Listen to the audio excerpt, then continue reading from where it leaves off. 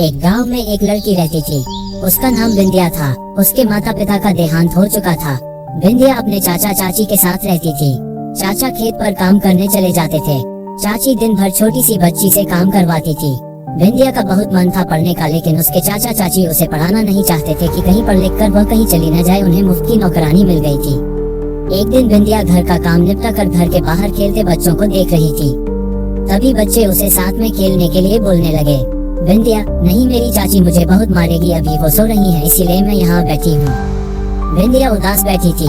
तभी गांव के सरपंच की पत्नी राधा वहाँ से गुजरी। राधा बिंदिया के माता पिता को अच्छे से जानती थी।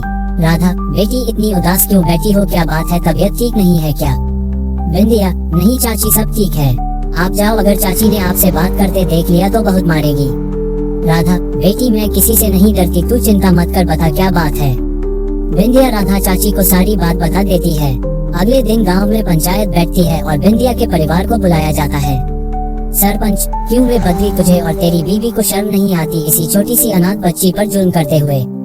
बद्री, नहीं सरपंच जी, आपको किसी ने गलत खबर दी है, हम तो इसे बहुत प्यार से पालते हैं। सरपंच, झूठ बोला तो गांव से तेरा हुक्का पानी बंद करवा दूंगा। तूने इसे अभी तक स्कूल क्यों नहीं भेजा और तू इसे बच्चों के साथ खेलने भी नहीं देता? बद्री, मालिक इसका ही मन पढ़ाई में नहीं लगता। सरपंच, झूठ बोल रहा है, आज से पंचायत फैसला करती है कि इसे पूरे गांव में कोई भी सहारा नहीं देगा, कोई इसे सामान नहीं बेचेगा, कोई भी इनके परिवार से मतलब रखेगा तो उसका भी हुक्का पानी बंद समझो। गांव वाला, वो तो ठीक है, लेकिन अब इस बच्ची का क्या होगा, ये तो और जुल्म करेगा इस पर। सरपंच, हमने फैसला किया है कि इसे मेरी पत्नी राधा पालेगी। ये हमारे घर में रहेगी और स्कूल जाएगी। पूरी पंचायत में ये सुनकर तालियां बजने लगती हैं। बद्री गिड़गिड़ा कर माफी मांगता रहता है, लेकिन पंचायत अपने फैसले पर अटल रहती है। उसी दिन राधा आकर बिंदिया को ले जाती है। बिंदिया के घर में आने से सरपंच के घर में रौनक आ जाती है। दरअसल राधा के कोई संतान नहीं थी। बिंदिया को बेटी के रूप में पाकर राधा बहुत खुश होती है। कुछ ही दिनों में बिंदिया स्कूल जाने लगती है। वह मन लगाकर पढ़ाई करने लगती है। इधर बिंदिया के चाचा चाची को गाँव छोड़ना पड़ता है। वे दोनों शहर में जाकर मजदूरी करने लगते हैं। धीरे धीरे समय बीत जाता है।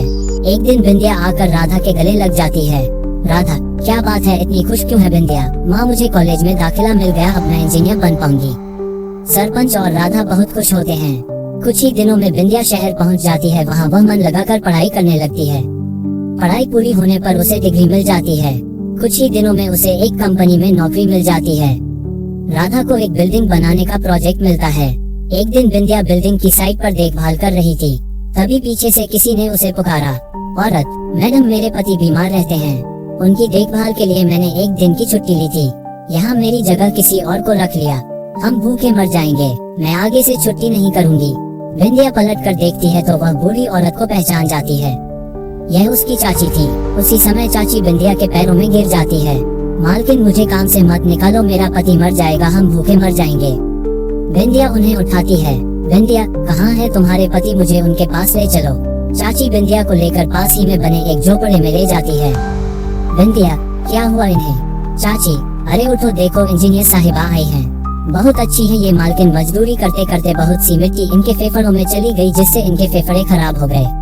चाचा, अरे ये क्यों नहीं कहती, हमारे कर्मों की सजा मिल रही है।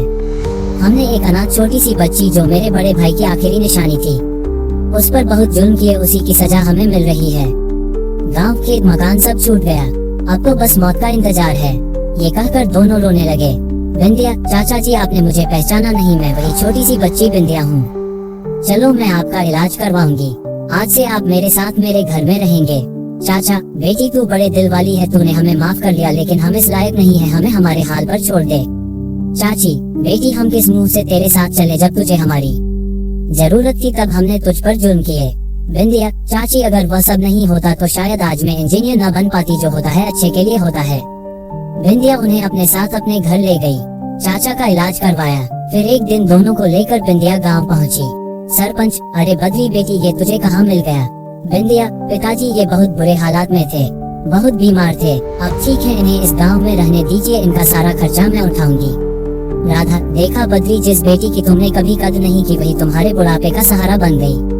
चाचा चाची कुछ नहीं बोले, बस हाथ जोड़कर रोते रहे।